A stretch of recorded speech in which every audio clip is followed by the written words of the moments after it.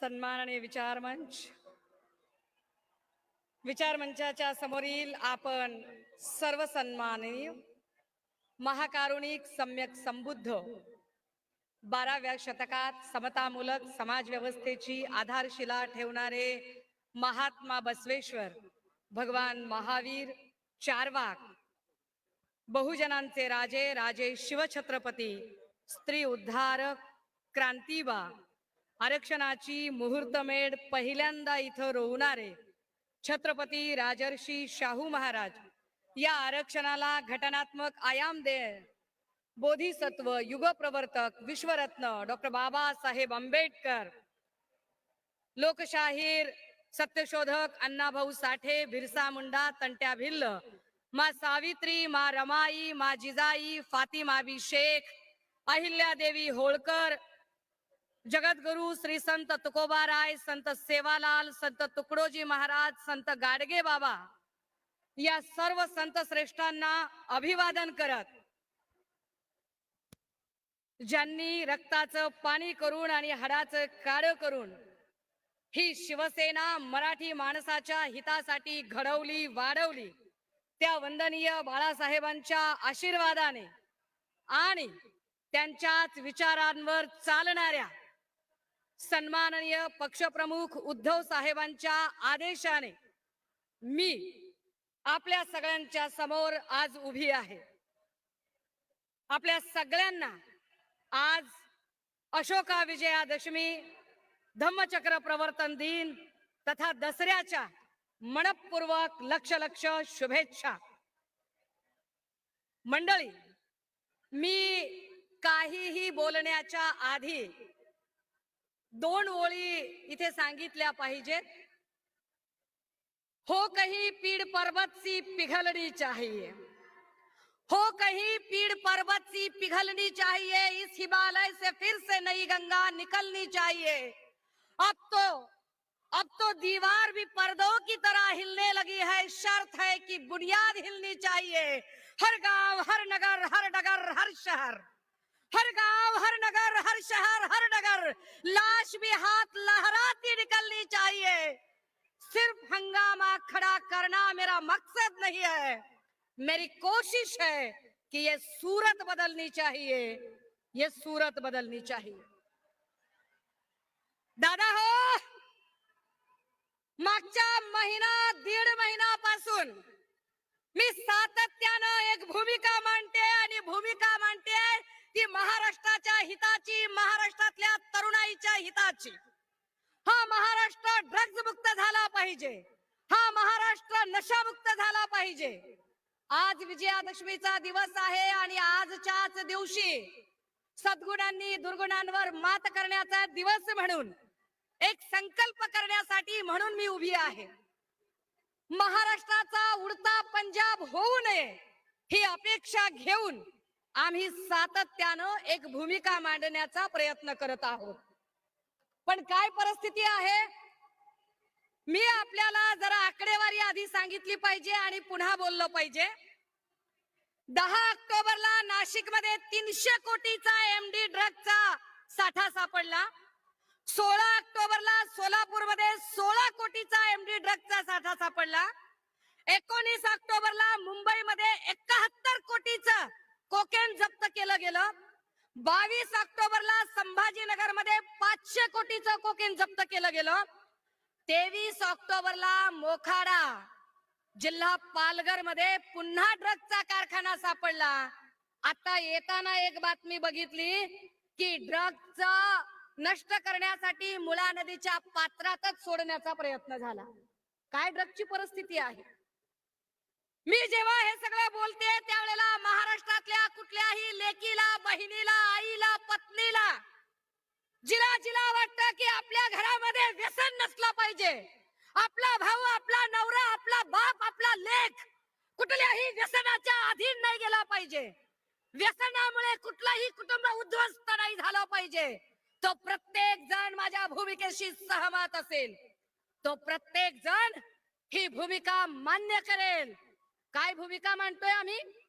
आम्ही साधी भूमिका मांडली की अरे दादा, अरे नाशिकला जर एवढा शेकडो कोटीचा ड्रग सापडतो तर नाशिकचा पालकमंत्री काय गोट्या खेळत होता का? आम्ही भूमिका मांडतोय की एक्साईजचा मंत्री काय करतो, काय चाललेलं असतं पुण्यातल्या एसपीच, आणि हे सगळे प्रश्न विचारले की मंत्री धमकावतात, घाबरवतात आणि म्हणतात काय, आम्ही तुमच्यावर अब्रू नुकसानीचा दावा करू, आम्ही नोटीशी पाठवू, आम्ही हे करू, आम्ही ते करू. मी माध्यमांच्या समोर सांगितलं पाहिजे, 10 दिवसापासून मला नोटीस पाठवली म्हणणारे लोक अंधारातून माझ्याशी मांडिवली करण्याची भाषा करतात. नावं घ्यायची आहेत का? नाशिक मधला अमन परदेशी फोन करतो पुण्यातल्या नलिनी वायाळला, पुण्यातली नलिनी वायाळ फोन करते कुणीतरी गोगावलेला, गोगावले पोचतात माझ्या जवळच्या जठार पर्यंत, दबाव आणतात, घाबरवतात आणि सांगतात की आम्ही अब्रू नुकसानी. अरे मीडियात एक बोलता, इकडे एक बोलता, खरं काय खोटं काय? आणि ह्यांनी माझ्यावर अब्रू नुकसानीचा दावा टाकायचा. ह्यांनी महाराष्ट्राच्या अब्रूची ज्यांना चाड नाही त्यांनी, अरे वाया सुरत गुवाहाटी जाताना कुठं होती महाराष्ट्राची अब्रू, कुठं टांगली होती?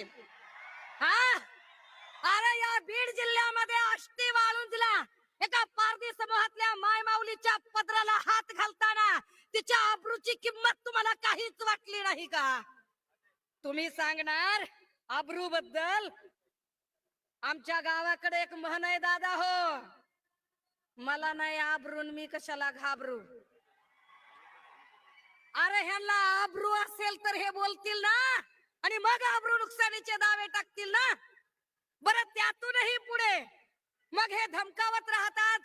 मी प्रश्न विचारते गृहमंत्र्यांना, तर गृहमंत्री देवेंद्रजी पुन्हा दटावतात आणि ते असं सांगतात की आवाज बंद होतील, याव करेन त्याव करेन, मुखवटे बाहेर येतील, ललित पाटील कुणाचा होता?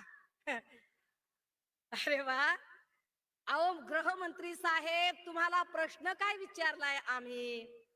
अहो आमच्या पक्षातल्या माणसांवर पण तुम्ही खोटे नाटे गुन्हे करून टाकलंच की त्यांना आत. मग ललित पाटील आमचा होता अशी मखलाशी करत लपवताय कुणाला? तो आमच्या संघटनेचा पदाधिकारी कधीच नव्हता, कुठल्याच वेळेला नव्हता. पण गृहमंत्री महोदय देवेंद्र फडणवीस साहेब कायद्याच्या चौकटीत राहून तुम्हाला प्रश्न विचारलाय आणि तुम्ही त्या प्रश्नाला सगळ्या पत्रकार परिषदेत बगल दिली. शिवतीर्थावरून पुन्हा तुम्हाला प्रश्न विचारते की गृहमंत्री म्हणून ललित पाटीलला गेली 9 महिने असा कोणता आजार होता म्हणून तुम्ही त्याला दवाखान्यात ठेवला? माझ्या माहितीप्रमाणे बाईचं गरोदरपण सोडलं, बाईचं गरोदरपण सोडलं तर 9 महिने कुठल्याच गोष्टीला लागत नाहीत. तुम्ही कशासाठी 9 महिने वेळ घेतला? कारागृह अधीक्षिका स्वाती साठे यांनी कुणाच्या सांगण्यावरून त्याला पाठवला होता?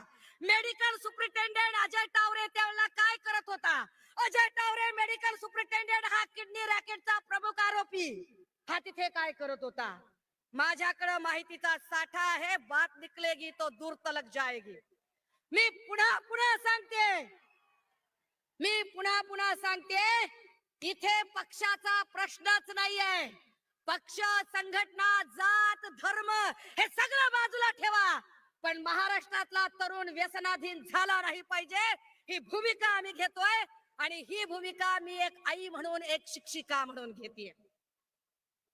तर मला घाबरवायला पुन्हा देवेंद्रजी अजून काही लोकांना पुढे करतात. खर तर देवेंद्रजींना लोक चाणक्य म्हणतात बरं का. मला काही ते चाणक्य अजिबात वाटत नाही. आईला अहो चाणक्य म्हणजे माणसं घडवणारा असतोय हो.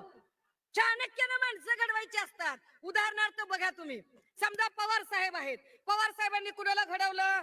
प्रफुल्ल पटेल असतील, हसन मुश्रीफ असतील, वळसे पाटील असतील, दस्तूर खुद्द अजित दादा असतील, त्यांना घडवलं. वंदनीय बाळासाहेबांनी कुणाला घडवलं? आढळराव पाटील असतील, चंद्रकांत खैरे साहेब असतील, अनिल देसाईजी असतील, भास्कर जाधव असतील, संजय राऊत साहेब असतील, अरविंद सावंतजी असतील, अगदी आमचे पक्ष प्रमुख सन्मान्य उद्धव साहेब असतील, या सगळ्यांना घडवलं. देवेंद्रजी तुम्ही कुणाला घडवलं? देवेंद्रजींनी कुणालाच घडवलं नाही, देवेंद्रजींनी फक्त जमवलं.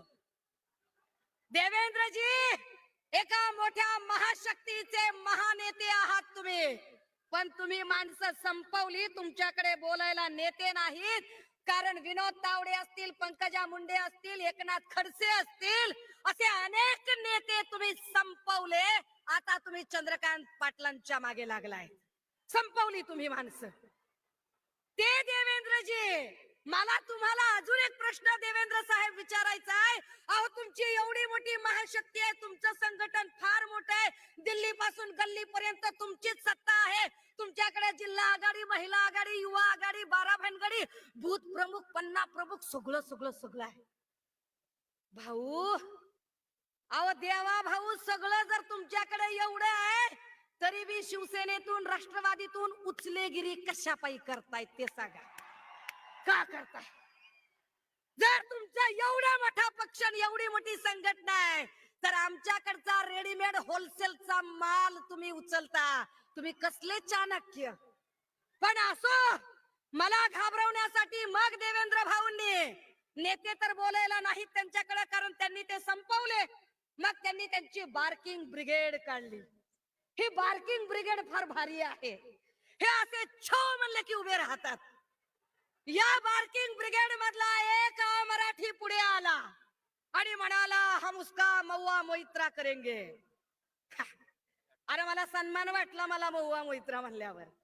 परंतु बार्किंग ब्रिगेड मधला हा मराठी माणूस देवेंद्र फडणवीस साहेब, तुम्ही महाराष्ट्र नासवलाय.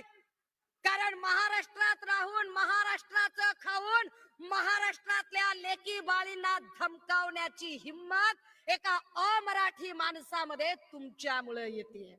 तुम्ही केलं हे पाप. परंतु देवेंद्र भाऊ, तुमच्या त्या सगळ्या बार्किंग ब्रिगेडला एकदा समजावून सांगा, सुषमा अंधारे म्हणजे शिस्तीत राहा बेट्या, उडू नको ज्यादा, मी अंगार भंगार नाही र. चळवळीतनं आलेली पोरगी आहे, बाबासाहेबांचं बाळकडू घेऊन आलेली आहे.